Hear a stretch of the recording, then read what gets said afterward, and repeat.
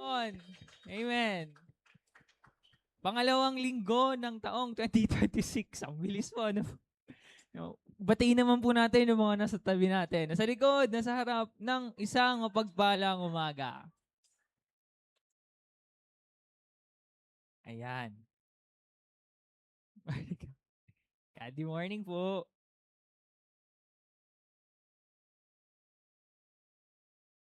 Ayan. Sige po, tayo po muna ay manalangin bago po tayo magpatuloy. Ama naming banal, Diyos na makapangyarihan sa lahat, salamat po, Panginoon, sa panibagong umaga, linggo na pinagkaloob mo po sa bawat isa sa amin dito. Once again, Panginoon, humingi kami ng kapatawaran, Panginoon, sa mga kakulangan namin, Lord God. Alam mo ang puso namin, Panginoon, kakulangan namin sa araw-araw, Lord God. Sadya o hindi, kilala mo kami, Panginoon. Panginoon, sa pagtitipo namin dito, Lord, hayaan mong maging kapuri-puri sa pangalan mo, Panginoon.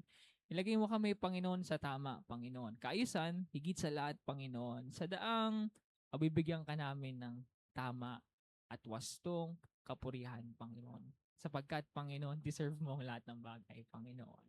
Lord, turuan mo ang puso namin sumunod. Bigyan mo kami ng pusong handang makinig, handang magpaturo, higit sa lahat, handang sumunod once again, Panginoon. At Lord, sa mga susunod na sandali, ikaw ang siyang madakila. Ikaw ang siyang mabigyan ng papuri, Panginoon. Nawa, Lord, tanggapin mo lahat ng gagawin namin, Panginoon. Lahat ng pag-awit, lahat ng boses, maging mabangong samyo, Panginoon, sa iyo. Once again, Panginoon, lahat ng ito'y dinadalangin namin ng may pasasalamat, Panginoon, sa tanging pangalan mo, Panginoong Isus na aming Diyos at sariling nagpapagligtas. Lahat po yung magsabi ng so, panglakas na palakpak nga po para sa ating Panginoon. Sabi ko nga po kanina, pangalawang linggo ng ating taon, walang ibang dahilan para hindi siya pasalamatan. Naging mabuti siya, amen po ba, church? Lumipas ang taong 2025, may problema, syempre, may problema po. Normal po ang problema. Pero dakila po ang Panginoon at deserve niyang pasalamatan. Amen po ba, church? Sabay-sabay po natin siyang awitan. Salamat, salamat. Palakpak po natin mga kamay natin. Come on, church. Wala pa natin mga kamay natin.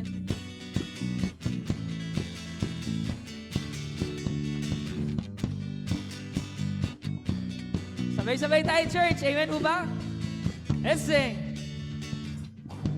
Aking mamasdan ang kalawakan, hindi ko maunawaan ang iyong dahilan kung bakit ako'y inibig mo binabayaan. Hindi ko kayang isipin, hindi ko kayang sukatin yung malakas, church, ang pag-ibig mo, Jesus, na iyong binigay sa akin. Minsan ba? Let's sing!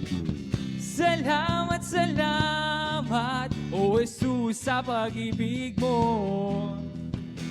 Walang ibang nagmahal sa akin na katulad mo. Salamat!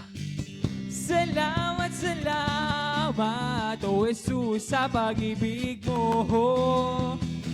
Ako'y magsasaya, church! Amen! Minsan pa, church, yung mas malakas na pwede nating ibigay sa Panginoon. Kung may pagsubok man o kagipitan, ako ay may lalapitan. Jesus ang aking sandigan, di mo ko pababayaan. Hindi ko kayang isipin. Come on, church! Hindi ko kayang sukati. Ang alin, church? Ang pag-ibig mo, Jesus, na iyong binigay sa akin. Minsan pa, church, yung mas malakas. Salamat, salamat, O Jesus, sa pag-ibig mo. Walang ibang nagmahal sa akin na katulad mo. Minsan ba? Salamat, salamat, O Jesus, sa pag-ibig mo.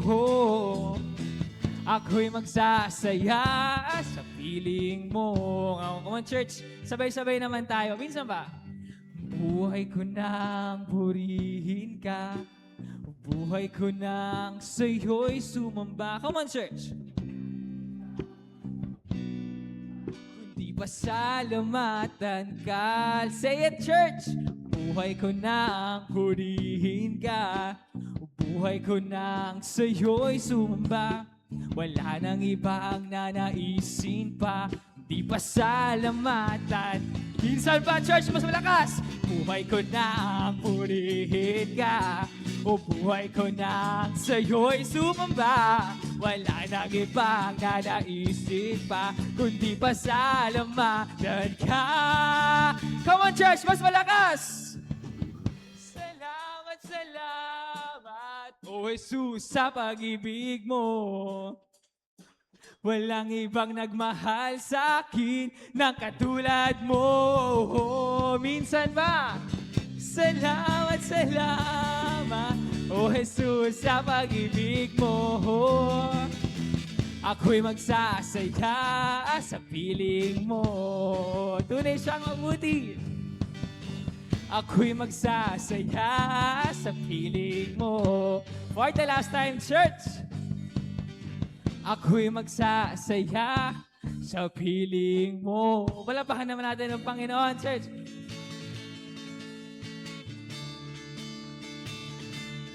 And church, awitin naman natin yung kay saya-saya. Pakita naman natin masaya tayo ngayong linggo. Palapakan naman natin yung Panginoon. Huwag kang mag-alala sa mundong ginagalawan. Ang buhay mo ngayon may katiyakan. Ito naman. Huwag mag-alilangan. Tumawag sa Kanya. Minsan ba? Siya ang kasagutan. Magpakailanman. Sabay niyo ako, church. Minsan ba? Kay saya-saya ng buhay kapag kasama ka. Minsan ba? Kay ganda-ganda ng buhay kapag kapiling ka. Ikaw ang buhay ko. Ikaw ang buhay ko. Hindi magbabago. Walang katulad mo. Oh Jesus, amen. Sabay-sabay tayo, church. Ikaw ang kailangan sa buhay kong ito. Say, church, walang pangangamba. Ikaw ang pag-asa. Yung mas malakas, church, sa'yo lang natagpuan. Tunay na kagalakan, tunay na kagalakan.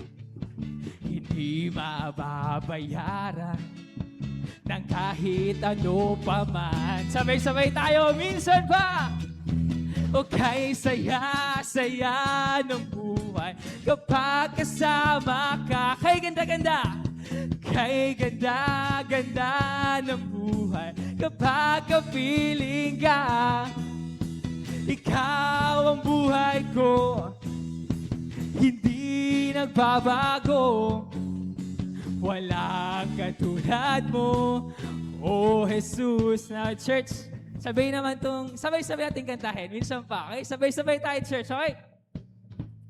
Kay saya-saya at kay ganda-ganda.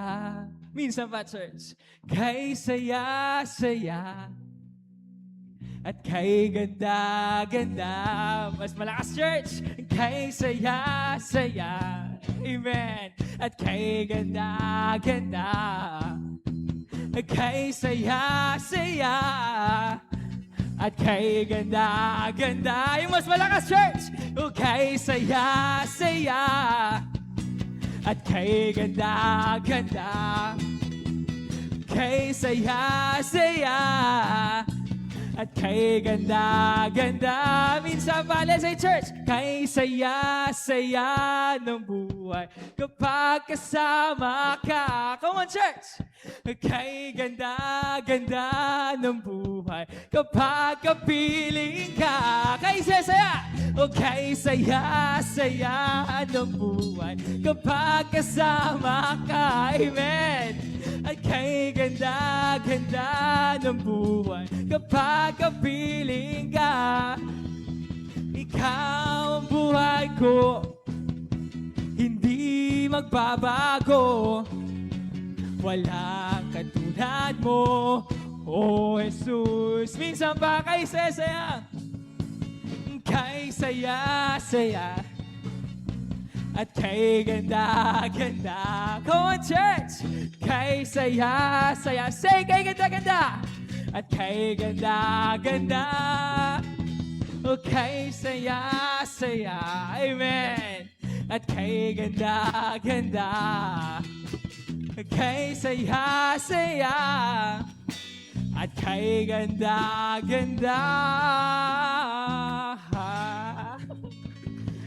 Church, amen ba na masaya ang buhay na merong Diyos? Di ko marinig, church.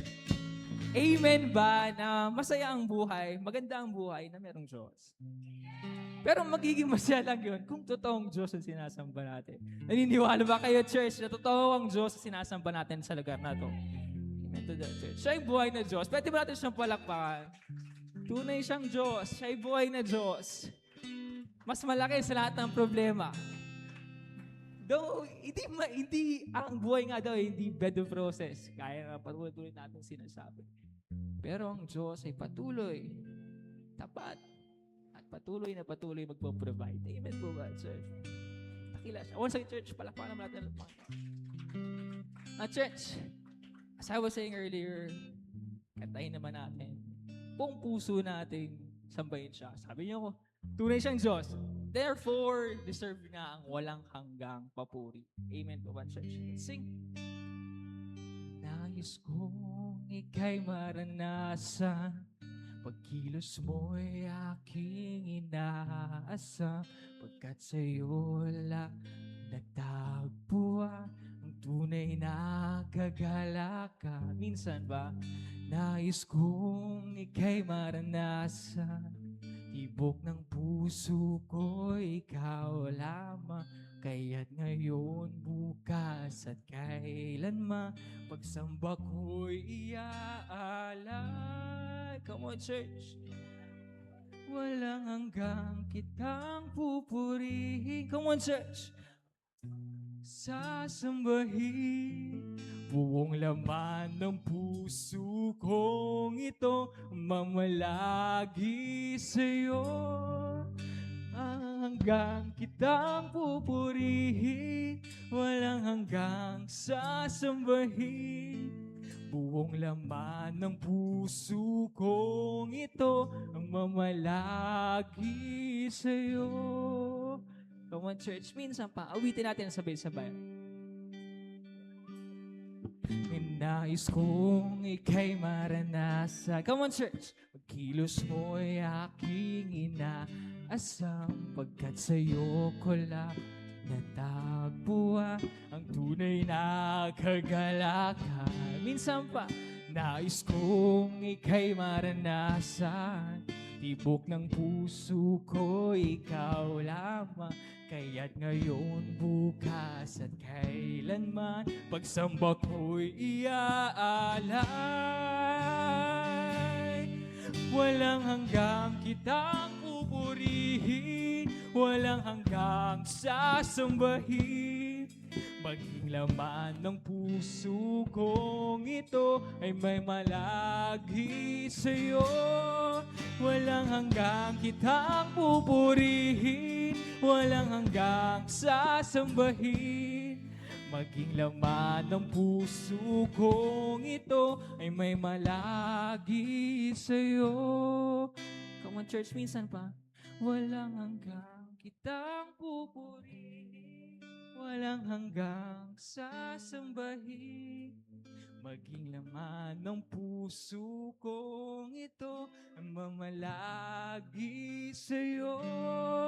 Walang hanggang kitang pupurihin, walang hanggang sasambahin. Buong laman ng puso kong ito ang mamalagi sa'yo. Minsan ba, church? Walang hanggang kitang pupurihin, walang hanggang sasambahin. Buong laman ng puso ko ito, mamalagi sa'yo. Walang hanggang kitang pupurihin, walang hanggang sasambahin. Buong laman ng puso kong ito, mamalagi sa'yo. Buong laman. Buong laman ng puso kong ito, mamalagi sa'yo. Palapakan natin ang Panginoon, church. Patuloy natin siyang awitan. Tunay ba dakila ang kanyang katapatan, church? Pwede ko pa marinig inyong amen, church. Tunay ba dakila ang katapatan ng Panginoon? Naging tapat ba siya sa buhay niyo, church? Tapat siya, church. Patuloy natin siyang awitan, church. Come on, church. Minsan ba? Sadyang kay buti ng ating Panginoon, magtatapat sa habang panahon, maging sa kabila ng aking pagkukulang, biyaya niya ipatuloy na lahat. Minsan pa, church.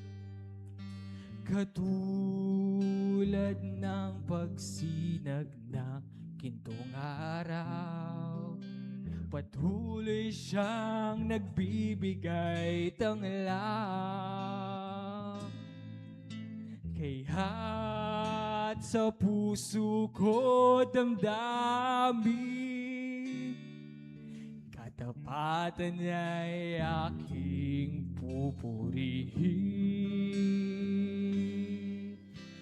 Dakila ka, Diyos, tapat ka nga. Magmula pa sa ugat ng aming lahi, mundo'y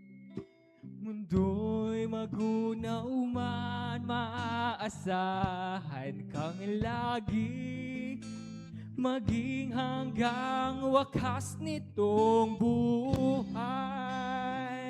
Minsan pa, church. Awitin natin sabay-sabay. Kaya, O Diyos, Sikay. Come on, church.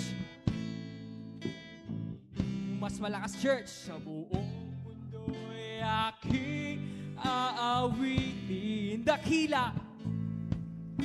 Dakila ang iyong katapatan,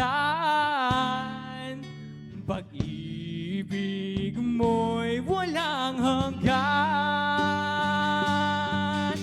Dakila ka, O Diyos, tapat ka ngang tunay, magmula pa sa ugat ng aming lahi. Mundo'y magunaw man, maaasahan kang lagi, maging hanggang wakas nito buhay. Dakila ka. Sabay-sabay tayo, church. Minsan pa. Dakila ka, O Diyos, sa habang panahon, ang katapatan mo'y matibay na sandigan. Sa bawat bighati, tagumpay man ay naroon. Daluyan ng pag-asa kung kailagay inahon. Pag-ibig mong alay sa amin noon hanggang ngayon. Dakila ka, O Diyos.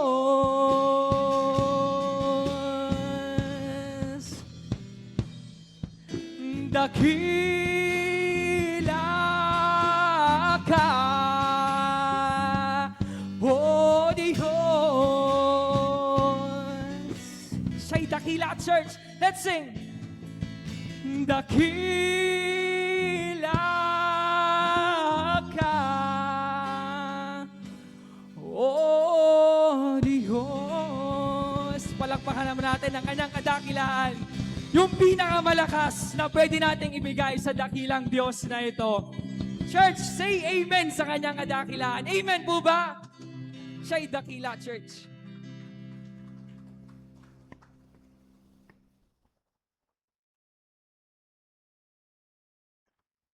Sandali po tayo po.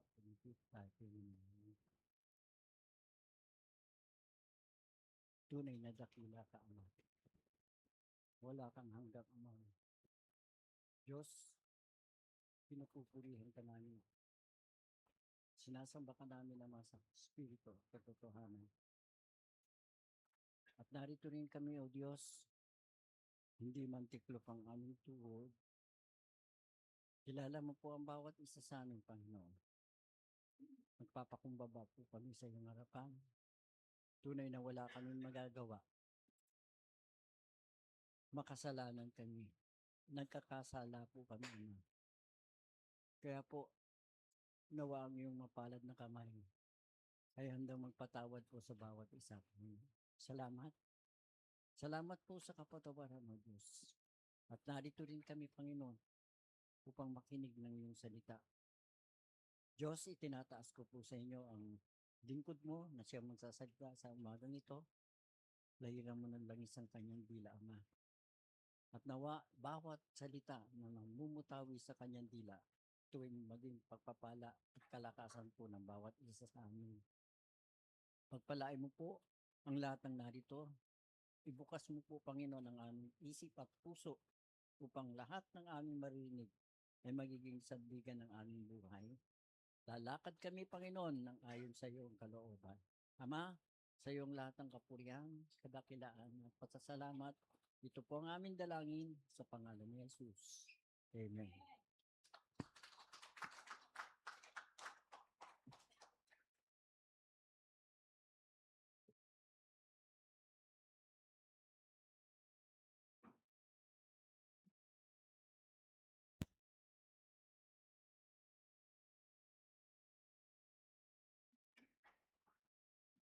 Natili po tayo nakatayo pag pagkasalita ng Diyos, no?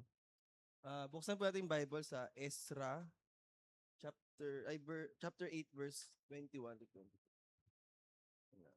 Amen po pag nakakita.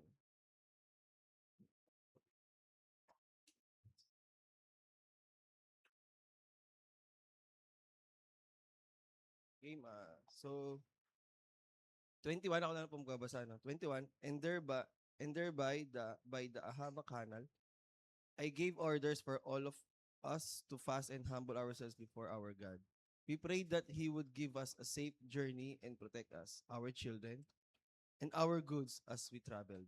22.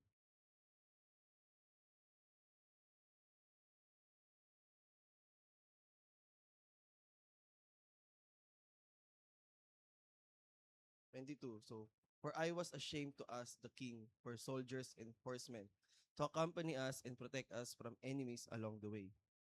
After all, we had told the king, our God's hands of protection is on all who worship him, but his fierce anger rages against those who abandon him. 23 last verse. So we fasted and earnestly prayed that our God would take care of us and heard our prayer. Papuri po sa salita ng Diyos.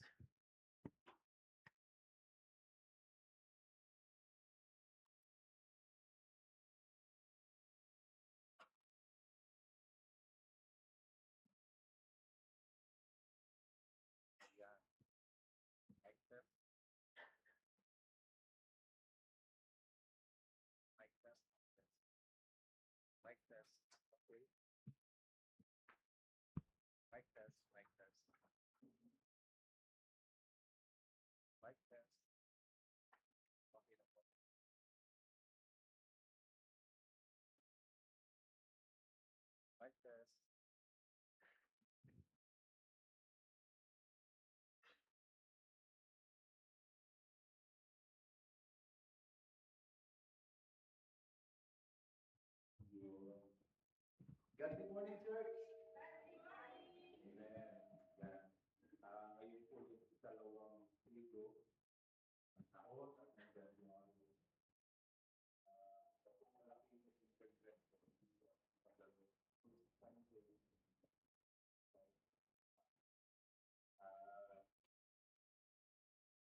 Yun po yung sabi ko, kung kailan pa yung Sunday.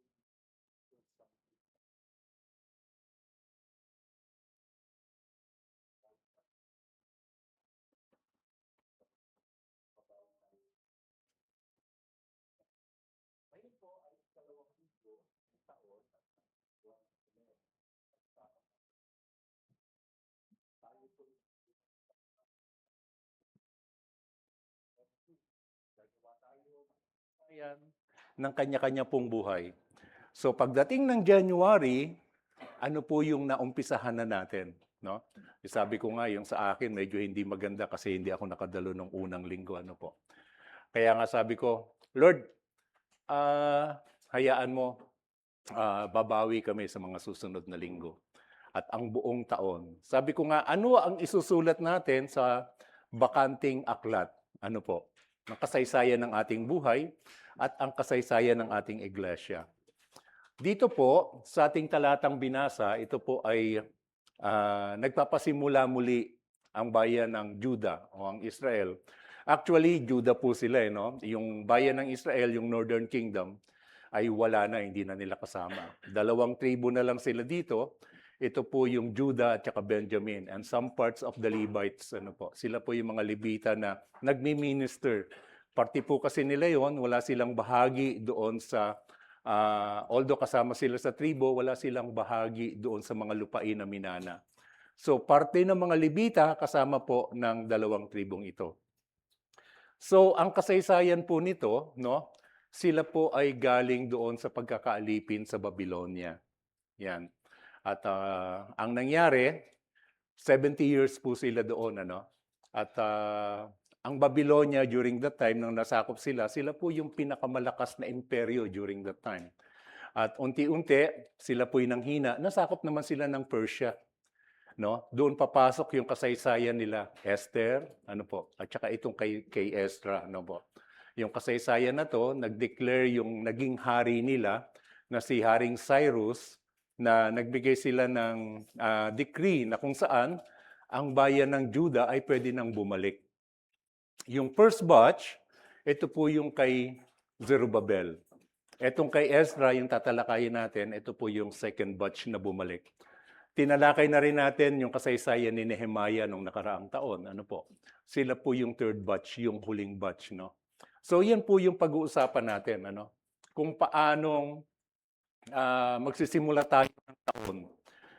Sa atin, kapag narinig po natin yung prayer and fasting, medyo allergy yung karamihan dito. Ano po? Alam ko na para sa atin napakahirap. Pero alam niyo po ba kung gaano kahalaga ng prayer and fasting? Ano po? Sa kasaysayan ng Biblia, mula Old Testament hanggang New Testament, isa po ito doon sa nagpapatatag sa iglesia. At ang prayer and fasting, ito po ay nagpapatatag din sa buhay ng isang tao. Mananampalataya o hindi. Alam niyo, meron ngayon tinatawag na low-carb diet. Ano po? Merong tinatawag na intermittent diet. Sila po ay hindi kumakain ng 16 hours, 16 to 18 hours. Tapos pagkatapos, doon pa lang sila kakain. Yung 18 hours na yon, sila po ay diet. At malaki po ang benepisyo sa buhay ng tao. Nare-reverse po yung mga sakit na sinasabi ng Western medicine na hindi na kayang tanggalin. Nare-reverse po talaga. Tulad ng diabetes. Sabi nila ang diabetes, mana yan. Pero nare-reverse po ng diet o ng fasting. Ito po ay ilan lamang sa mga benepisyo. Pero sa Old Testament, pinapatunayan po talaga ang benepisyo ng fasting and prayer. Kaya po, nais ko pong mag-share, no? Sa pagpasok natin sa taong ito, sa ating pasimula, ni-encourage ko po na kahit papaano mag-participate po tayo sa ating gawain. Next week, mag-i-start po tayo sa Monday, bukas na, ano po. Magkakaroon tayo ng pag-aaral tuwing gabi via Zoom. Ini-encourage ko po na maki-join po kayo. Bigyan niyo po ng time, please. Bigyan ninyo ng oras itong ating pag-aaral na ito. Malaki po ang bagay na maitutulong sa atin. Nalagay na tayo sa isang maayos na lugar. Kailangan, sabi nga natin, paulit-ulit mag-upgrade po tayo. Hindi lamang sa loob ng church.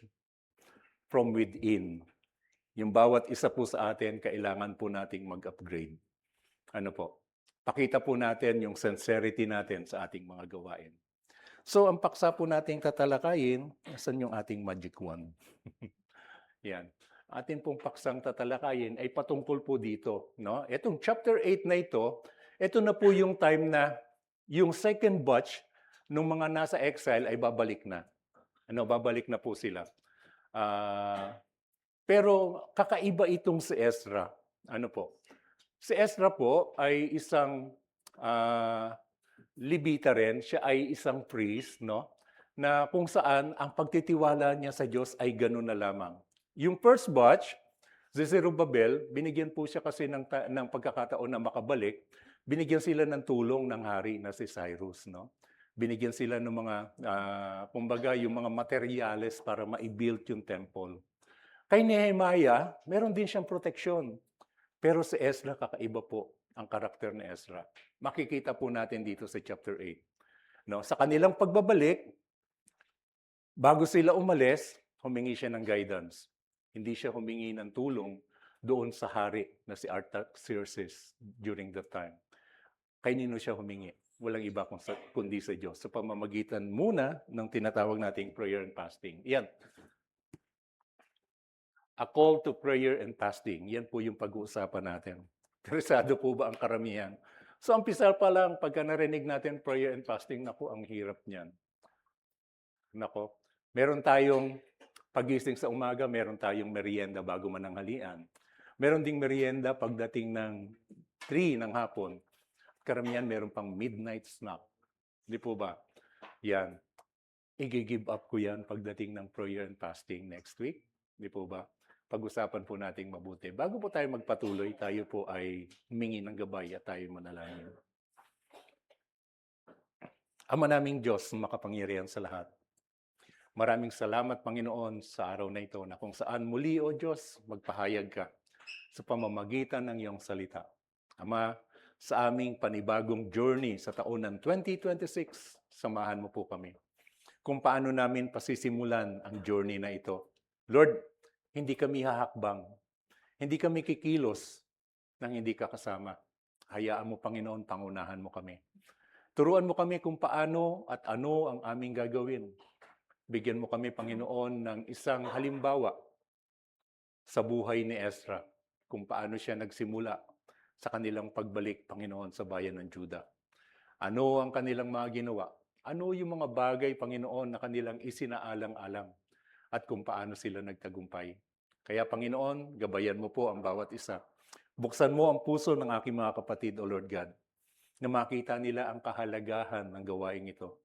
At sa aming pagpasok sa 2026, pagkakatiwala po namin, Panginoon, ang lahat ng ito sa iyong mga kamay. Maghari ka. Sa pangalan ni Jesus, ito po ang aming samot panalangin. Yan. A call to prayer and fasting. Address po sa lahat yan. No? Marami po, alam ko marami sa atin yung mga maintenance. Nagme-maintain para, hindi ko po ibig sabihin na mag-full fast kayo. May part po sa buhay natin na kailangan nating mag-fast. Ano po? So, humingi po tayo ng gabay dito, no? The 3 returns from the captivity. Ito po yung introduction natin. Ito po yung tatlong, kumbaga na-exile sila, di po ba? Yung first batch, second batch, and third batch. No? Bigyan muna natin ng background. Yan. Yung first return, ito po ay nung panahon ni Zerubbabel. No? Yan. Ang kasama niya ay Sheshbazzar. Sabi niya, ito yung nangyari noong 538 to 520. Ang purpose nila sa pagbabalik nila ay itayo ang templo. Yan. Nung pagdating nila doon, no, makikita natin ito sa aklat din ng Ezra. From chapter 1 to chapter 4. Pagdating nila doon, nila Zerubbabel, ang nangyari po kasi, sinalubong sila ng mga taga Samaria, no? Pagdating doon, sabi nila, tutulong kami, chapter 4. Sabi niya, tutulungan namin kayong mag-build. Pero wala sila sa plano para tumulong. Kaya nireject sila ni Zerubbabel. So, ang ginawa nitong mga taong ito ay nangulit lamang ng gulo. No? Habang itinatayo nila yung templo, na-discourage na itong mga Judean sa panguna ni Zerubbabel. Kaya ang nangyari po sa kanila, hindi po agad nila natapos yung temple. Ang purpose nila, i-rebuild ang temple dahil yung temple nga po, yun po yung gagamitin ng Lord para ipakita sa mga tao sa paligid na meron silang, pagkakakilala sa Diyos at kung paano sila pinrotektahan. Ano po? Ito yung rebuilding of the second temple. Yan. Following the conquest of Babylon by Persian king Cyrus the Great, noong 539 BC, ay nasako po nila itong Babylon. Bumagsak ang Babylonia Ang naghari ay si Haring Cyrus. At pagkatapos, nag-issue siya ng decree na ang bayan ng Juda ay pwede nang bumalik. Imagine ninyo ang bayan ng Juda ay nasakop ng Babylon within 70 years. After 70 years, doon pa lang sila nakababalik. Ito yung, kumbaga, ipinrophesy ni Jeremiah at ni Daniel. Ano po? Yan. This group, sabi niya, of approximately 42,360 people yung nakabalik, yung first batch. Kaya yun po yung ginawa nila, itinayo nila yung second temple. Yung first temple ni Solomon, giniba kasi ito ng mga Babylonians. Wala pong itinira. So yun po yung ginawa nila, itinayo nila. Pero hindi nila ito natapos, no? Sabi nga dito, after facing oppositions, ito yung mga taong, kumbaga, nanggulo sa kanila. Sabi dito, tinigil nila yung pagpapatayo ng constructions. Work resumed, and the temple was completed in 516. Ilan pong taon yung namagitan, di po ba? Natigil po sila. So yun yung first batch. Yung second batch, yan. Second return, ito sa pangunguna ni Ezra. Siya po ay isang Levita, siya po isang escriba. Ano po? At nangyari po ito noong 458 to 557. Ang ginawa naman ni Ezra, nung makita niya na ang tao ay lugmok, di ba? Ginulo po kasi sila Marami sa kanila yung, kumbaga, nawalan na ng moral. Umalis sila dun sa lugar ng Babylonia dahil sa pag-aakala nila maitatayo ang templo. Pagdating nila doon, natigilan po sila dahil nga po doon sa mga oppositions, no? Marami po yung mga nagtangka na pigilan. So, nangyari na pigilan nga po, hindi agad nila natapos. Ano yung purpose ni Ezra? Dahil siya ay isang escriba, pagdating doon, ang tinrabaho niya yung moral ng mga mananampalataya. Yan. No? Itinuro niya yung Torah. Sabi niya dito, the reestablishment of the law, yung Torah, as constitutions of the people. Ibinalik niya yon, no? Imagine niyo, 70 years silang naging alipin, hindi nawala doon sa lahi ni Ezra yung kanilang paniniwala at pananampalataya. Ibig sabihin, pinipreserve ng Lord ito. Nakikita ko yung picture, no? Si Jesus, the great I am. Pinipreserve ng Lord ang Jesus, the great I am. Dahil may magandang plano po siya dito. Ano po? Yan.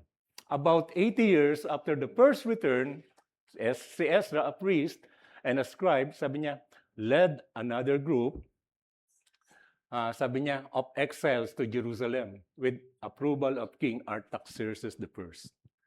Yan. Si Haring Artaxerxes po yung hari during that time. Ano po? Pero makikita natin ano yung karakter ni Ezra nakakaiba. Yan. Ito, Ezra focused on spiritual conditions of the community. May mga nag-iisip na i-build natin ang temple, pero si Ezra ang tinitignan niya yung tao.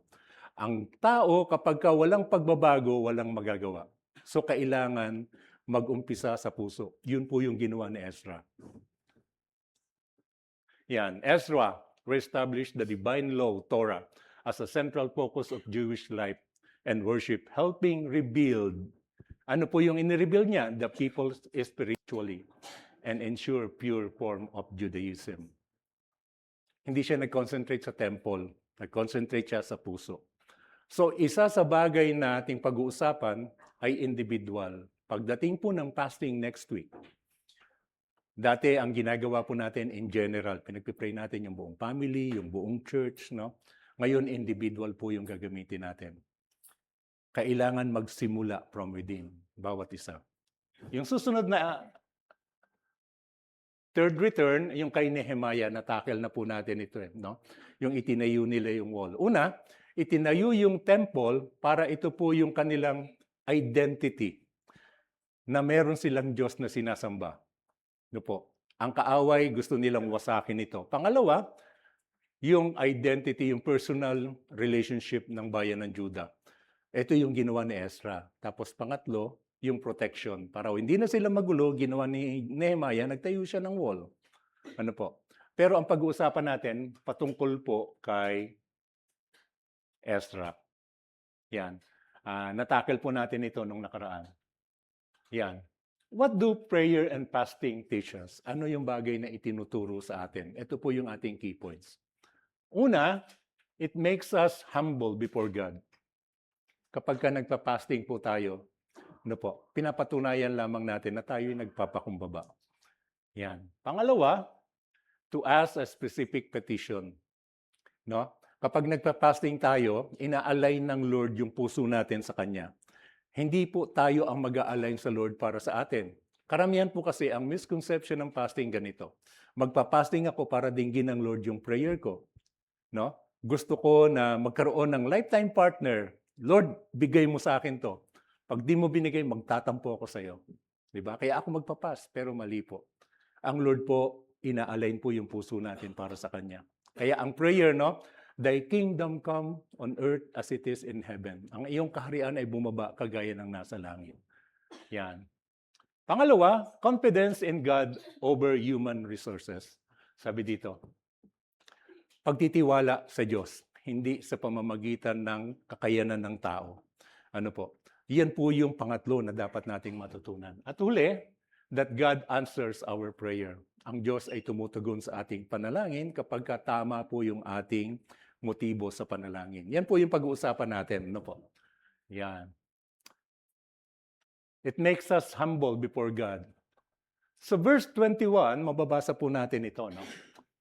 Sabi niya, and thereby Ahaba. Sabi niya, Kanal, I gave orders for all of us to fast and humble over before God, our God. Ito pong Ahaba, ang ibig sabihin po kasi nito, ano yung significant nito, Bakit doon sa lugar na yon ginawa ito ni Ezra, Etong Ahaba Canal, ito po ay yung tinatawag din ng Ahaba River. Na kung saan, ang ibig sabihin ng Ahaba is love, Ang tawag ng iba dito, Love Canal o Love River. Doon sa lugar na yon, ipinapakita ng Diyos yung kanyang pagbibigay ng supply para doon sa tigang na lupa, Doon sila kumukuha ng kanilang resources. Ang bayan ng Israel, ang Juda, hindi po lahat ito sagana, Karamihan sa kanila, doon sila kumukuha ng kanilang kabuhayan. Kumbaga, nung panahon ng ating Panginoong Jesucristo, ang pinakasentro ng kanilang buhay, makikita natin laging binabanggit yung Sea of Galilee. Actually, hindi po ito sea, Ito po ay lake. Ito po ay tabang, Dito sila na kumukuha ng kanilang mga resources, Dito sila kumukuha ng kanilang kabuhayan. Kaya tinawag itong Ahaba Canal dahil malaki po yung significant nito para kay Ezra. Dito ibabahagi ng Diyos. Dito, dahil nagpapasalamat po siya dun sa lugar, sa lokasyon, dito niya ipapakita yung kanyang pagmamahal at pagsasubmit sa Diyos. Kaya ang sabi niya dito, and thereby the Ahaba Canal, I gave orders for all of us to pass and humble ourselves before God. Doon sa lugar na yon, nagbigay siya ng utos. Bilang isang tagapanguna, bilang isang priest, sinabi niya, kailangan sa lugar na ito, dito tayo gagawa ng ating unang move. Bago tayo bumiyahe papunta ng Judea. Ano yung gagawin nila? Magpe-prayer and fasting sila. Yan. Ezra proclaimed a fast that we might humble ourselves before God. Bukod doon sa source na binibigay ng Diyos sa kanila, doon sa Ahaba River, dito na niya papakita yung ating pagpapasakop sa Diyos. Yung blessings na binibigay niya sa atin, kailangan gantihan natin ito ng pagpapasakop. Yan. Yun po yung isa sa layunin na ginawa nitong si Ezra. Yan. Ezra declares a fast at Ahaba River to the people of Judah. Tinipon niya ang bayan ng Judah at sinabi niya, yung lahat pong yon, yung kasama niyang yon, sinabi niya, bago tayo humayo, tayo muna ay mag-fasting. Tayo ay mag-pray. Tayo mag-fast. Ano yung kahalagahan ng fasting sa panahon natin ngayon? Di ba? Marami po sa atin kapag fasting, ang ginagawa lang natin, hindi ako kakain, hindi ako iinom, di po ba? Yun lang. Pero pagdating sa prayer, minsan nanineglect po natin yung pinakalayunin ng tunay na fasting and prayer. So yun po yung ating tatalakayan. Yan. The purpose of the fast is not ritual. Hindi ito isang ritual. Sabi dito, display but humble reliance on God. Marami kasi kapag sinasabi yearly fasting, karamihan ng mga sumusunod, parang ritual na lang ito. Yearly namin ginagawa yan eh. Ang pinakalayunin po, pagpasok ng bagong taon, hihingi tayo ng guidance para sa journey natin sa buong taon. Lord, samahan mo po kami sa journey namin ito. Manguna ka sa loob ng isang taon.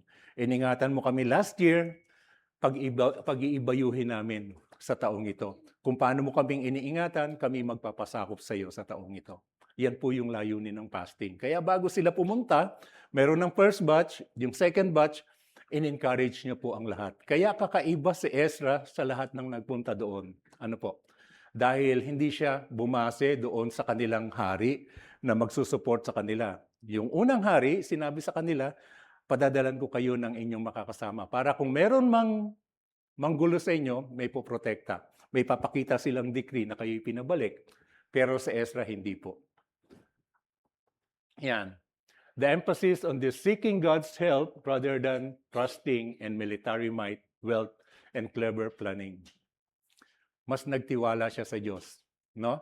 Yan. Tignan po natin yung verse 2. Yung verse, yun. To ask a specific petition. Sabi dito, yung 21b. We prayed that He would give us safe journey. Nanalangin kami. Nagabayan kami. Na meron kaming paglalakbay na merong gabay. Sabi niya dito, journey and protect us, our children, and our goods. Sabi niya, as we travel.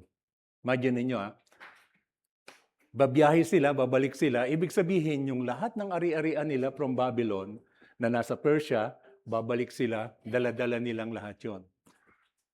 Yung lahat ng kanilang gamit, no, na magagamit nila paglipat. So sa isang tahanan, kung meron kayong refrigerator, meron kayong TV, meron kayong lahat ng gamit, di po ba dadalhin ninyo? Sa kanila, although wala pa, pero yung lahat ng kanilang naipon, dadalhin po nila yon. Yung kanilang mga kasambahay, kasama sa bahay, pamilya, no? Maging yung kanilang mga alaga, yung livestock, kasama po yan. Babiyahe sila. At malayo, ilang milya yung kanilang babiyahihin. Kaya humihingi sila ng gabay. Napakahirap para sa kanila kung babiyahe sila ng ganon, di po ba? Kapag ka nakitang bumabiyahe sila, actually hindi po talaga sila warrior. Sila po ay mga slave na pinabalik lamang doon sa lugar na patutunguhan nila. Kaya pag nakita sila ng mga bayan na kanilang dadaanan, uy, pwede silang gawa ng hindi maganda.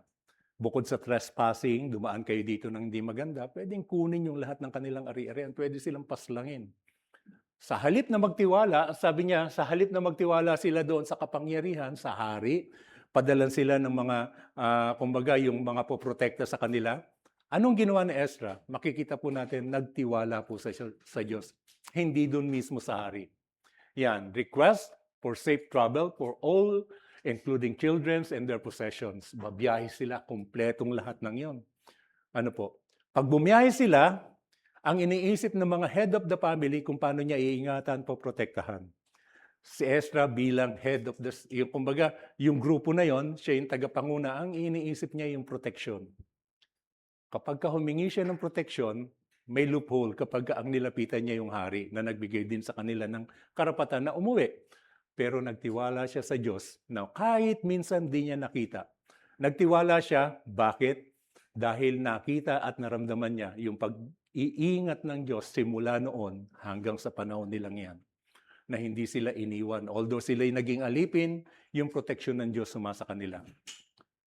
Yan.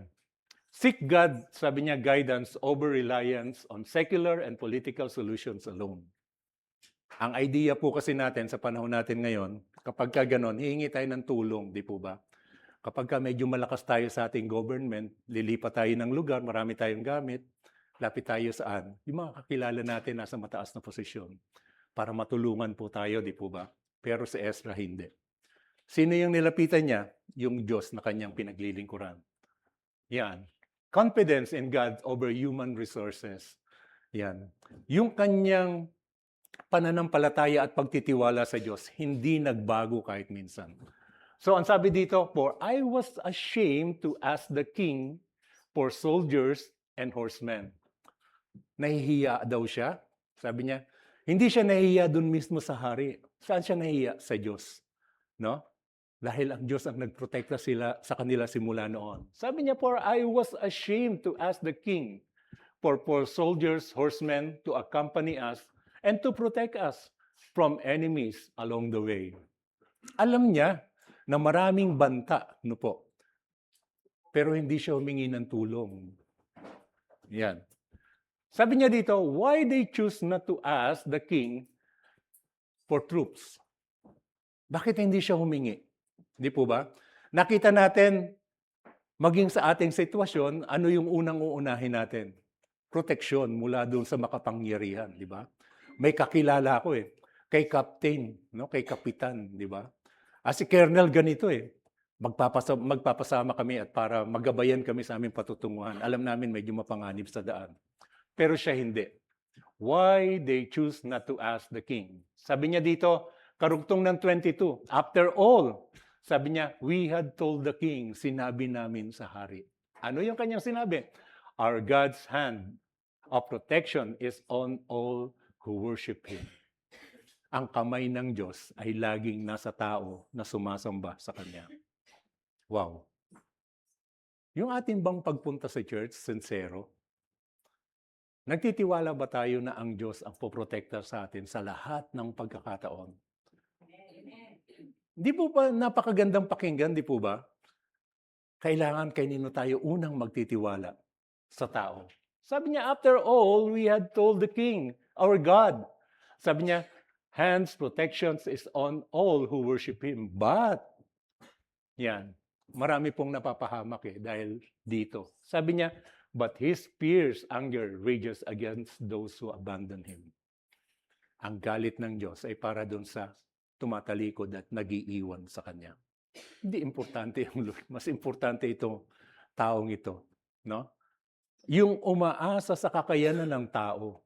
Diba? Sabi po ng Psalms, it is better to trust in God rather than prince or man. Yun po yung pinakasentro ng Psalms, ng pinaka-Bible. Ano po? Psalms 118. It is better to trust in God rather than man. Yun yung pinakasentro. Mas mainam, mas mabuti na tayong magtiwala sa Diyos kaysa magtiwala sa tao.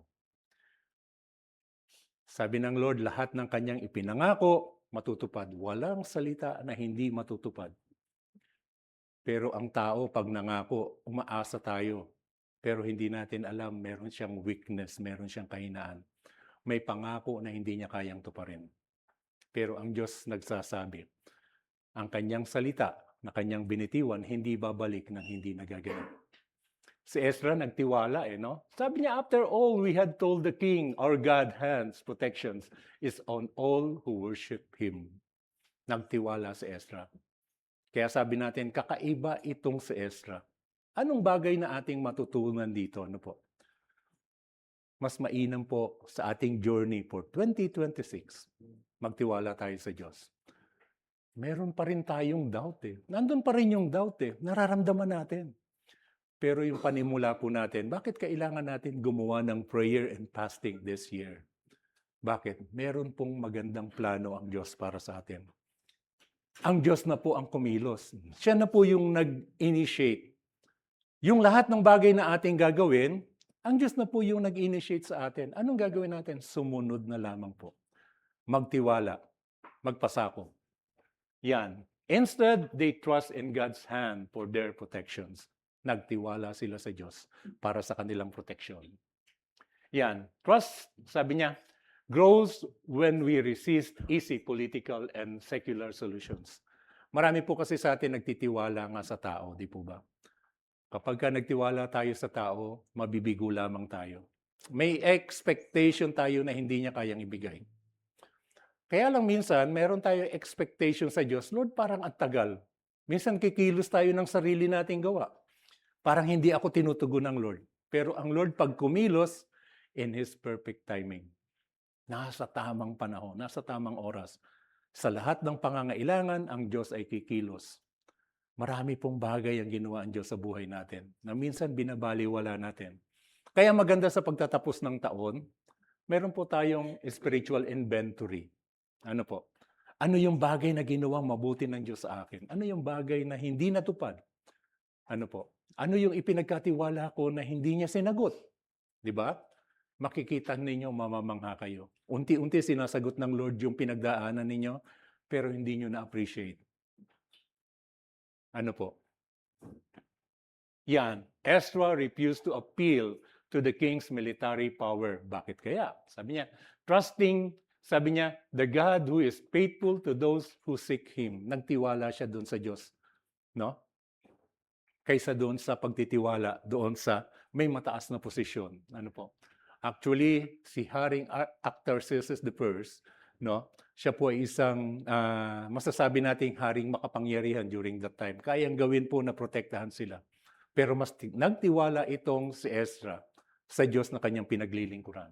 Sabi niya, think about it. Do we always put our trust in human plans? Kailangan ba? Lagi ba tayo nagtitiwala sa mga plano ng tao para sa atin? No? Lalo na kapag dumarating na yung nalalapit na yung mga elections, di ba? May mga pangako yan. Pero ang mga pangako ng mga politikong ito, merong nasa likod. No? Bibigyan ka ng tulong dahil nais niya yung boto mo. Pero pagkatapos niyan, kalimutan na tayo. Di po ba? Pero ang Diyos, kapag inuna mo, kaya nga yung very basic na verse natin, sabi doon, seek ye first the kingdom of God. Unahin natin ang kaharian ng Diyos. No? And all these things shall be added unto you. Yung lahat ng inyong pangangailangan. Pangako ng Diyos na kailanman hindi masisira, hindi magigiba ang pangakong laging natutupad. Ay walang iba kundi ang pangako ng Diyos na ibinibigay po sa atin. Assurance ito Kaya lang minsan ninineglect natin Mas nakikita natin yung bagay na alam natin na eto pagkakakitaan ko ito. Mas magaling ito, mas maganda ito. Pansinin ninyo ang tao. The more na siya ay may hinahawakan, may nakakamkam, lalo siya nagiging greedy. No? Nung wala kang pera, ang iniisip mo, magkaroon. Nagkaroon ka ng trabaho, kumita ka ng konti, nagkakasya. Pero naipagpapalit po natin minsan yung para sa Diyos. No? Dahil gusto nating madagdagan. Kumita tayo ng extra, kulang pa rin. Dati ang perang hinahawakan natin, kasya lang sa atin. Napagtsatsagaan natin. Pero habang umawak tayo ng malaki, lalo tayo naghahangad. Sino po sa inyo yung may cellphone, bago, pagka may dumating na bagong papalitan ko ito, ayoko na nito, gusto ko yun, di ba? Ganyan po ang tao Hindi po natin tinitignan yung tunay na pagkakaloob ng Diyos para sa atin. Yan.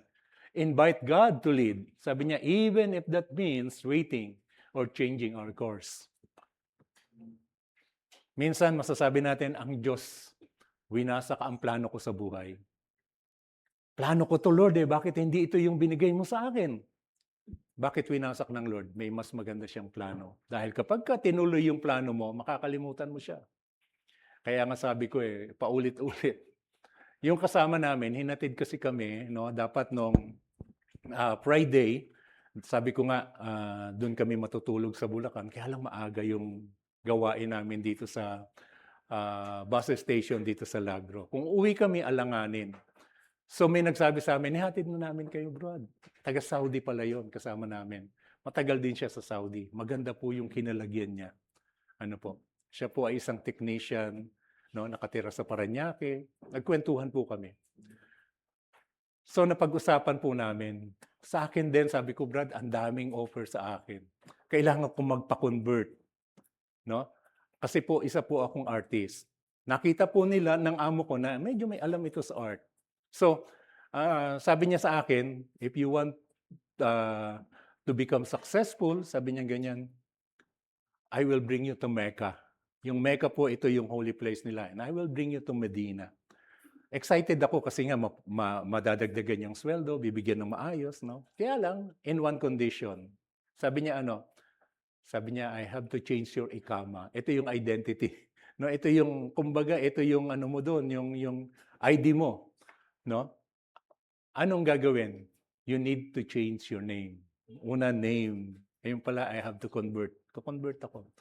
Palagay ko, kung tinanggap ko yon, maganda rin yung buhay ko. Maunlad ako. Meron akong bahay, meron akong sasakyan. Magiging pangalan ko siguro, Abdul Sakim Katirpulus. Hindi po ba? palagay ko hindi tayo magkakasama. Di po ba? Allahu Akbar ako doon. So, ganun po yung sitwasyon. Pero nakita ko po yung pagkakataon na itong ganitong sitwasyon ay hindi ka man kumakamal, hindi ka man humahawak ng maraming salapi, pero sasabihin ko po sa inyo, sabi nga, hindi ka nagkulang, ni kahit minsan, hindi ka binigyan ng, although darating sa isip mo na, Lord, malapit na, kakapusin kami. Sabi nga ni Pastor Lete, sabihin ninyo sa akin, kapag kasumaid na yung inyong palabigasan, sabihin ninyo sa akin, sabi ko, ang tapak ng pastor namin. Hinihintay ko masaid yung aming palabigasan. Ibibigay ko, Pastor, sagad na, wala na. Di ba? Pero kapag naglingkod ka sa Lord, hindi ka pagkakapusin. Hindi. Tandaan po ninyo yan. Hindi siya magkukulang. Pinakita lamang po dito invite God to lead, even if that means waiting or changing our course. Mabago man yung ating dinadaanan, ilalagay ka ng Diyos sa tamang daan. Hindi sa dating daan. Nakita nyo? Yeah. That God answers our prayer. Ang Diyos ay tumutugon sa ating panalangin. Sabi niya sa 23, so we fasted and earnestly prayed. Anong ginawa niya? Sila ay nag-fasting at sila ay nanalangin. That our God would take care of us and heard our prayer. Nandun yung pananampalataya niya. Na yung kanyang panalangin, yung kanilang fasting, dinidinig ng Panginoon. Church, kung tayo'y sincero sa ating ginagawa, hindi tayo mapapahiya. Alam niyo po ba na ito yung pinakamabilis sa lahat ng mga, kumbaga, pinakamabilis na travel sa kasaysayan ng sanlibutan? Ano ba yung pinakamabilis na travel papunta ng outer space? Meron nga tinatawag na yung spaceship na ganito, ganyan kabilis, no? Within an hour makakarating ka sa buwan. Yan. Tapos dumating yung time na ang pinakamabilis yung light years. Within seconds makakarating ka doon, di ba? Pero kapag pinag-usapan na po natin yung mga tinatawag natin yung mga galaxies, kapag sinabi po, aabuti ng 100 of light years bago marating. Pero alam niyo po ba na kapag tayo ay nananalangin, ang sabi ng Hebrew 4:16, we can come boldly into the throne of grace of God and obtain mercy. The moment na tayo ay nagsalita, Abba Father, Ama naming nasa langit, boom! Yung tinig mo pumapasok na sa langit. Anong pinakamabilis? Prayer. Ang pinakamabilis na biyahe papuntang langit ay ang tinig ng mananampalataya at may takot sa Diyos. Kaya pagdating sa panalangin, huwag kayong mahiya. Kapag tayo nawala dito, dumating na tayo doon, sasabihin ng Lord, yung tinig mo lagi kong naririnig. Natutuwa ako sa iyo. O kaya pagdating natin doon, anong pangalan mo? Bakit kahit minsan yung tinig mo hindi ko narinig? Hindi po ba? Kaya kapag may sinabing, mag-pray ka, Brad. Yes. Lagi ako nakahanda. Pero bago yun, kailangan nakaprepare yung puso po natin. Sabi niya dito, so we fasted and earnestly prayed that our God would take care of us. Naniniwala siya. Sa halip na sa kapangyarihan ni Haring Artaxerxes na magbibigay sa kanila ng guidance, bibigyan ko kayo ng mighty armies para gabayan kayo papunta doon, na mas nagtiwala siya sa Diyos. Yung Diyos na kahit hindi niya man lang minsan nakita, pinagkatiwalaan niya. Di po ba? Bakit? Yun yung pananampalataya. Faith. Yung bagay na hindi natin nakikita, pero tayo'y sumasampalataya. Yan si Ezra. Yung buhay ni Ezra gustong ibahagi sa bawat isa sa atin. Gusto ng Lord na maging Ezra tayo sa panahon natin ngayon. Nakita po ninyo? True fasting. Sabi niya, true fruit of fasting and petition. Ano yung bunga? God honors humble dependence. Ini-honor ng Diyos yung mapagpakumbabang pagtitiwala sa Kanya. Dapat po nating tatandaan, kailangan po natin laging nagpapakumbaba. Kapag tayo nagpa-fast, binababa po natin yung ating sarili, tinataas natin ng Diyos. The outcome confirms that God answers prayer when His people seek Him. Ang pagtugon ng Diyos ay para dun sa naghahanap sa Kanya. Ibig sabihin, nagpapakumbaba ka, nais mo siyang makasama, nais mong tugunin yung iyong panalangin, hindi ka mapapahiya, kapatid. Yan. Ano yung application natin dito sa ating tinalakay? Number 1, when the church faces significant transition, no, nangyayari po sa atin. Nag-start na po yung first step. Nagkaroon na tayo ng transition. Ano po? Anong dapat natin gawin? Enhance leadership. Pagyamanin natin yung leadership. Kailangan yung lahat na yung leader sa loob ng iglesia, may mababang puso at handang magpasakop. Kagaya ni Ezra, kailangan meron siyang humbleness. Handang manalangin, handang maglaan ng panahon para sa fasting. Church, mga leaders, kaya ba nating mag-fast? Hindi natin kailangan ng full fasting.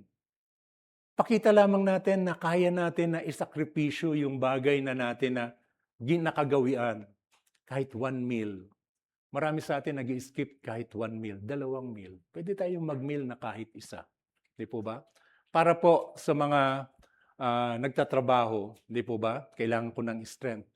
Napag-aralan ko tungkol sa fasting, the more na ikaw yung nagpa-fast, ano po, pagka wala na, akala mo nangihina ka, yung lahat ng carb mo natunaw na, ang magandang source, lalong-lalo na yung kagaya ko mataba. Ang magandang source para magkaroon ng energy, yung matunaw yung fats natin. Yun po yung nagbibigay ng energy. Malaking bagay po pala yun. Hindi ko ini-encourage na mag-fast kayo ng full fasting, no? Pero kailangan po natin na kahit minsan mag-fast. Subukan nyo po. No? Subukan ninyo. Makikita nyo kung paano magkakaroon ng isang magandang takbo yung buhay po natin, yung kagalingan na hinahanap natin. Plans for major outreach through evangelism. Lagi pong tinuturo ni Pastor. Hindi po tayo mag-grow kung hindi tayo kikilos. May narinig po ako na yung paligid natin closed door. No? Mayayaman yung nasa palibot natin. Tapos dito sa baba, punong-puno tayo ng mga kapitbahayan. Di po ba? Paano natin sila maabot? Parang mahirap, di po ba? Tatandaan po ninyo, hindi tayo inilagay ng Diyos sa lugar na ito para ma-intimidate. Di po ba? Yung dadaanan nila Ezra, marami silang pagdadaanan ng mahirap. Anong ginawa ni Ezra? Nagtiwala sa Diyos. Magtiwala po tayo sa Diyos. Siya yung kikilos. Pero hindi ang Lord ang pakikilusin natin dito, Kikilos po tayo, gagalaw tayo. Hindi lamang si Pastor at si Jonathan ang kikilos. Lahat po tayo gagalaw. Aabutin po natin yung kapitbahayan. Nangako po yung may-ari na kung merong kahit isa na dadalo dito sa building na ito, bubuksan niya yung second floor. Pwede po tayong dumaan dyan, pumasok. May nagawa na po ba tayo? Umpisahan po natin this year. Marami rin pong nakatira dito sa building na ito. Kaya huwag po ninyong isasarado yung pintuan dito kapag gawain. Ano po? Yan. We need a church-wide season of fasting and prayer. So, ini-encourage ko po ang bawat isa. Pagpasok ng February, umpisahan po natin. Etong next week, magkakaroon po tayo ng fasting. And then, magkakaroon po tayo ng annual planning. Magsasama-sama po yung mga leaders. Yan. Ano pa ang application? Don't just ask for protection.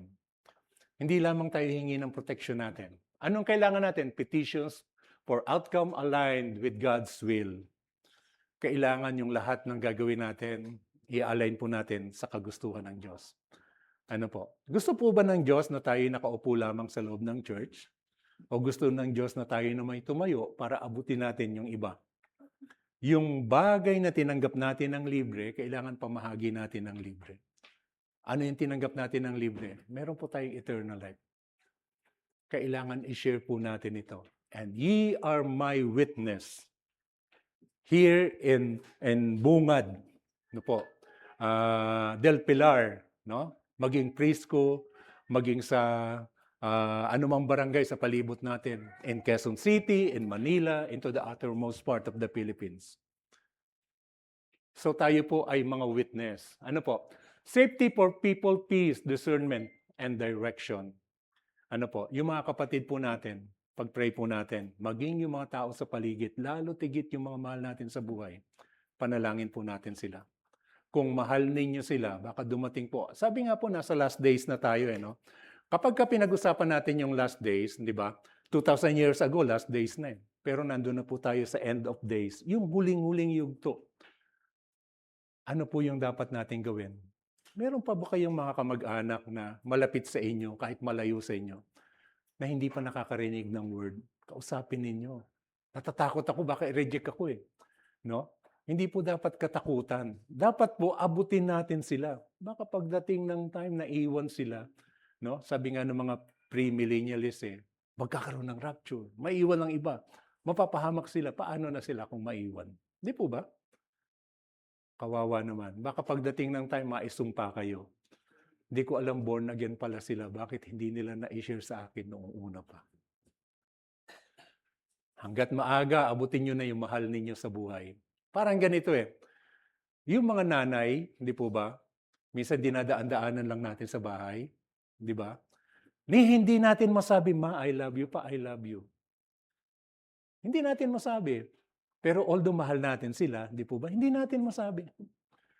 Pero pagka nawala na sila, magpapalaho ka, mama, hindi ko nasabi, mahal kita.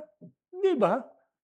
Hanggat maaga, buhay sila, malakas pa, sabihin nyo na, ma, pa, mahal kita. Para sa atin, corny. Corny, hindi ko masabi. Ano ka ba naman, ma? Ano ka ba naman, pa? Ganyan, di ba? Pero pag wala na sila, tignan ko kung gaano ka kasakit para sa inyo. Naalala ko po kasi yung aking kapatid. Nag-away sila mag-asawa. Yung isa naiwan sa amin, asawa niya nagpunta ng Cubao. Di nagtagal, nagkaroon ng aneurysm, pumutok po yung ugat. Di na sila nagkausap. Meron silang sama ng loob. Di po ba? Nandun po yung pagsisisi na hindi ko man lang nasabi bago sa huling sandali, mahal kita. Mag-partner yon. Kaya sa inyong mga mahal sa buhay, ngayon pa lang, sabihin nyo, mahal nyo sila. At kung ayaw nyo silang mapahamak, abutin nyo na. Yung inyong mga kaibigan, share nyo na, mahal ka ng Diyos. Baka ma-reject ako Mas mahirap na kung ma-reject sila, pagpasok nila, sasabihin nila, Lord, nandito na kami. Anong bagay na ginawa mo para tanggapin kita? Di po ba? Salbahe ito si Pastor Jun, di man na ako nashiram. Di ba? Abutin po natin sila. No? Safety for people, peace, discernment for direction. Ano pa? Yan. Balanced, prudent planning with dependence on God. Pag nagplano po tayo, iasa po natin lagi sa Diyos. Huwag tayong mag-iisip ng bagay na ating gagawin at negatibo sa mga bagay na yon. Kailangan positibo tayo. Kaya bang gawin ng Diyos? Hindi tayo ilalagay ng Lord sa isang gawain na hindi niya ito pagyayamanin. Use, sabi niya, wise preparation. Kailangan mag-prepare po tayo ng tama, maayos. Prayer and fasting is the best. Ano po? Yet, refuse to rely on solely human schemes. No? Meron tayong mga tinatawag na, meron namang idea di ba? May mga group na talagang dumami sila, pero yung pundasyon hindi. Parang ginagawa nila yung tinatawag na, ang tawag dito, yung networking. Parang gano'n ang nangyayari. Pero yung basic foundation, mababaw. Kailangan natin magplano ng maayos. Yan, trust God to direct paths. No? Magtiwala tayo sa Diyos. Hindi ko po hahabaan. Etong mensahe po natin ay meron tayong personal tinatawag na declaration. Etong personal declaration, sasabihin po natin, babanggitin po natin. Dahil hindi ko kayo, kumbaga, minamanipulate. Ito po ay nililid ko lamang kayo. Kung nararamdaman ninyo na gusto ninyo, yung ating gagawin sa mga susunod na panahon, i-declare po natin ito. Kaya po ba nating i-declare, magtiwala sa Diyos sa lahat ng ating gagawin? Kung kayo po ay nagtitiwala, sama-sama po nating basahin. I-declare po natin ito. We will humble. Okay, basahin po natin. 1, 2, 3.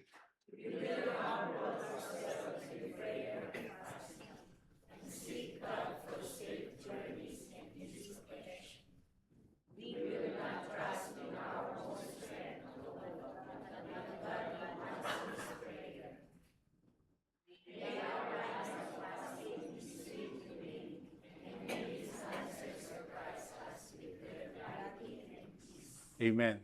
I-declare nyo yan, narinig ko po yan. Nakarecord po ito. Wala tayong maidadahilan. Napakaganda po ng declaration na ito. Kung atin po itong gagawin, hindi po tayo mabibigo. O ulitin ko, anumang bagay na ininvest sa Diyos, hindi mapapahiya. Hindi ka malulugi. Lalo tigit yung buhay mo, yung panahon mo, at yung paglilingkod mo.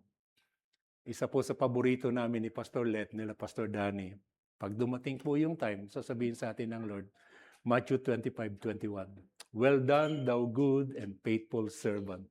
Thou hast been faithful over few things, I will make thee ruler over many things." Naging faithful kayo sa lahat ng bagay. No? Gagawin tayong tagapanguna sa lahat ng pagkakataon. Yan. Conclusion. Yan. Now, therefore, encourage faith-filled dependence in God. Ni-encourage po ang bawat isa. Kailangan magtiwala tayo at lagi tayong sasandik sa ating Panginoon. No? With a call to corporate prayer and fasting when facing collective risk or uncertain journey. No? Kailangan magtiwala tayo. Hindi natin alam ang mangyayari sa 2026. Ano po? Maraming bagay. Minsan, merong mga disasters, hindi natin alam yung darating. Pero ang pinakamagandang gagawin po natin, pagtitiwala. Kung tayo magtitiwala sa Diyos, hindi tayo mapapahiya. Tandaan po natin. Like Ezra, sabi niya, encourages the congregation to trust God first above all. Nandito po ang mga leaders. Ini-encourage po namin ang bawat isa. Ano po? Ni-encourage namin na magtiwala tayo sa Diyos ng higit sa lahat. Hindi sa pamahalaan lamang, kundi sa Diyos ang uunahin natin. To God be all the glory. Tingnan po natin ito, no? Oops. Yan. Nilagay ko po ito doon sa ating group chat, JJIBC. We are excited to invite you to our annual prayer and fasting week for 2026. Lahat po tayo. Ni-encourage ko na makasama. Sabi dito, a time set apart for spiritual renewal, intimate communion with God, and seeking His guidance. As a faith community, this year's focus is on aligning our hearts with God's purpose. Yung nakaraan, in general, lahat tayo, no?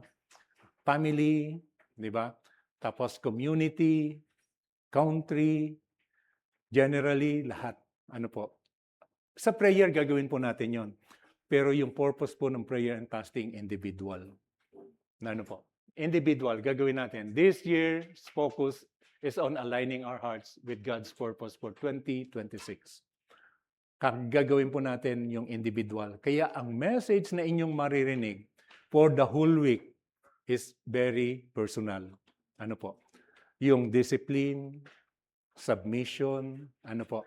Yung breakthrough, personal po yan. Dahil bago po tayo kumilos, hindi natin kayang kumilos na hindi binabago muna tayo. Kailangan magkaroon tayo ng pagbabago. At pong week na ito, isa pong malaking challenge para sa atin. Inaasahan po namin na yung lahat ng slot doon sa ating Zoom, mabubuo at makukumpleto. Mabibreak natin yung record na kung saan maabot lamang tayo ng 20 plus. Ano po? Sana po magsama-sama tayo. Maglaan kayo ng oras from 7 to 8. Maiksi lamang po yan. Ano po? Yan. Sabi niya, this year's focus is on aligning our hearts with God's purpose for 2026. Experiencing fresh visions, faith, and unity. Yung date po natin, January 12 to 17, 2026. Yung theme, A Call for Prayer and Fasting. Ayan po yung ating title dito. Ano po? Via Zoom from 7 to 8 p.m. So, ini-encourage po namin, sama-sama po tayo. Ito po yung ating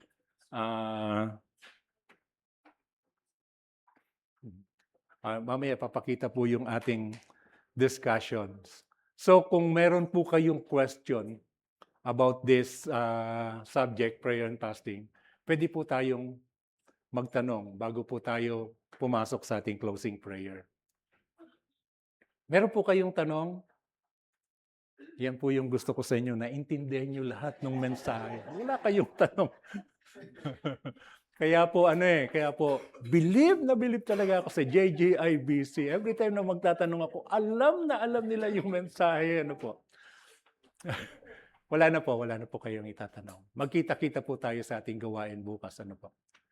Sige po, inaanyahan ko na ang lahat tayo manalangin. Ama naming Diyos, makapangyarihan sa lahat. Salamat, Panginoon, sa mensahe na iyong pinagkaloob. Ama, sa darating na linggong ito, mula Lunes hanggang Sabado, Lord God, dalangin ko, Panginoon, na gabayan mo kami, samahan mo po kami, Panginoon, sa gawain ito. Tunay nga, Panginoon, na nais namin, Panginoon, sa lahat ng aming gagawin, kasama ka namin. Sa lahat ng aming pagplano, Panginoon, ikaw ang manguna.